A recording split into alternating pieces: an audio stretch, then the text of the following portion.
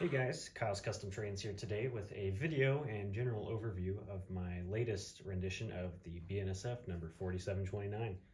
If you follow me over on my Instagram, you'll have realized that this isn't my first time making the BNSF 4729, as I made it once on an Athearn Genesis model already. And that model definitely got a lot of traction and a lot of people were interested in it. And I sold it private party to one of my other friends from my model railroad club, but I figured I'd like to give you guys a chance to own one yourself, and that is why I will be auctioning this one off. As soon as this video goes up, you all will have 7 days to go over and check it out on eBay and bid on it. But for now, I'm just going to give you guys an overview of what you'd be purchasing. Start out with the cab area on the conductor's side. We'll just show you guys some of the work I've done. So of course I renumbered the model. It started out as a base as delivered Heritage 2-9, number 4567 to be exact. But as you can see, I also added complete Mack rail PTC on the roof, which is prototypical to the real 4729. As you can see, there's also some paint chipping around the anti-glare on the short hood there. Another thing I've done to the model was just paint the walkway chain in silver, which I found to be more prototypical, and I've started doing that to most of my models. And then as you can see also in the cab right here, aside from the extended rubber sealing, I painted the area around the window black, so it kind of toned it down a bit more, looks a bit more realistic. I also have some cab trash and some papers just in the window there for that extra added level of realism. Moving to the side of the model, this is obviously where it gets a little bit more interesting. What makes the 4729 unique is where it has a brand new long hood from a different locomotive, one that was one of the BNSF war bonnets. After the 4729 had a catastrophic fire incident. You can even see some of the remains up here, which is accurate to the model. But what I did for this is I just stripped all the H2 lettering off the side there so it wouldn't bleed through. And then I basically masked off this little section there, which was left of the original locomotive. But then I just painted all of the area around it silver as per the prototype, and then just added the BNSF lettering on the side there. And then I've also got the exhaust cover, which is prototypical for the model for when it goes into storage. Definitely a nice added detail right there. And then the horn was also painted black, as I believe they replaced the horn because it was likely stolen from the original locomotive that was in storage.